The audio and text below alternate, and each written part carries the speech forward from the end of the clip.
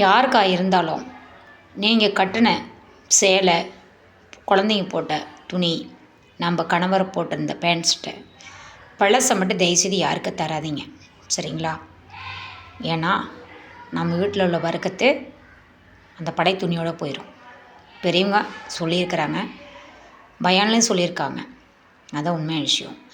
நன்மை செய்கிற யாராக இருந்தாலும், யாருக்கு படுக்கிறதுக்கு பாய் இல்லையோ பாய் வாங்கி கொடுங்க, தலகாணி இல்லையா தலாணி வாங்கி கொடுங்க, போத்தி படுக்கிறதுக்கு பெட்ஷீட் இல்லையா பெட்ஷீட் வாங்கி கொடுங்க. இது இந்த மூணையும் வாங்கி கொடுத்தீங்கன்னா பெரிய நன்மை. அல்லாஹ் தஆலா நம்மளுக்கு நம்ம செய்கிற நன்மை நம்ம பிள்ளைங்களுக்கு பேரம்பேத்திகளுக்கு அந்த நன்மை வந்து அல்லாஹ் தஆலா சேர்த்துவான். அல்லாஹ் உங்களுக்கு எந்த கஷ்ட நஷ்டம் இல்லாமல் லேசாக்கி வருவான். சரிங்களா? அதனால் நம்மளுக்கு பிடிக்காதவங்களாக இருந்தாலும் சரி,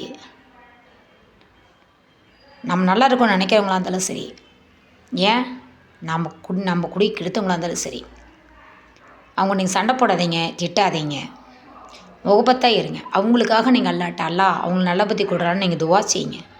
நம்ம வாழ்க்கை சிறப்பாக இருக்கும். அவங்கள ஒதுக்காதீங்க. அவங்க கெட்டவங்கன்னு சொல்லி ஒதுக்காதீங்க. அவங்க நம்மளை இப்படி பேசிட்டாங்கன்னு சொல்லி ஒதுக்காதீங்க. நம்ம இப்படி தவறான கண்ணோட்டத்தில் பார்க்குறாங்கன்னு நினச்சா அவங்கள ஒதுக்காதீங்க. அவங்களுக்காக நீங்கள் அல்லாட்ட அவங்க நல்ல புத்தி கொடுறல்ல, அவங்களுக்கு பர்க்கத்து கொடுறல்ல, நீண்ட ஆயுள் கொடுறல்ல, நீங்கள் துவா செய்யுங்க. நம்ம வாழ்க்கை சிறப்பாக இருக்கும். அல்லாஹ் தஆலா அவங்களுக்கு நல்வழி காட்டுவான். யாருக்குமே ஒருத்தருக்கு ஒருத்தர் பத்துவா விட்டக்கூடாது. சாபம் அப்படின்னு சொல்கிறாங்க. சாபம் விட்டுக்கூடாது, பத்துவை விடக்கூடாது. அது தப்பு. நாம் காலையில் நம்ம கை நீட்டி நாம் என்ன அடுத்தவங்களுக்கு தர்றோமோ அதுதான் நம்மளுக்கு சாயங்காலம் நம்ம கைக்கு வந்து சேரும். புரியுதுங்களா? அது உங்களுக்கு புரியுதா? நாம் என்ன சொல்லி அவங்கள திட்டுறோமோ அது நம்மளுக்கே தான் வந்து அல்லாஹ் நம்மளுக்கு இறக்குவான். அது நம்மளுக்கு தேவையா? அதனால தான் சொல்கிறேன், யாரையுமே திட்டாதீங்க, கேவலம் பார்க்காதீங்க, பேசாதீங்க. நல்லதை சொல்லுங்கள், நல்லா பேசுங்க, சிரித்து பேசுங்க. யாரையும் ஒதுக்கி வைக்காதீங்க. அவங்களுக்கே நீங்கள் எல்லாரும் துவா செய்யுங்க. நம்ம குடும்பம் நல்லாயிருக்கும்.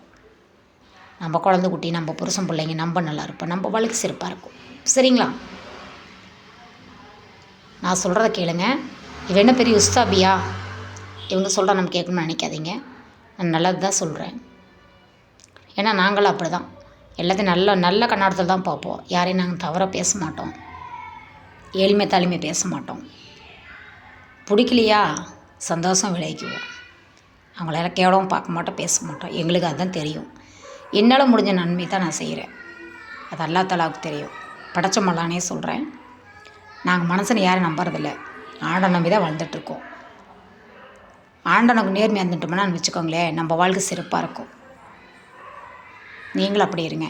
உங்கள் குடும்பத்தை நல்லபடியாக அல்லாஹ் பாதுகாப்பான். அஸ்ஸலாமு அலைக்கும்.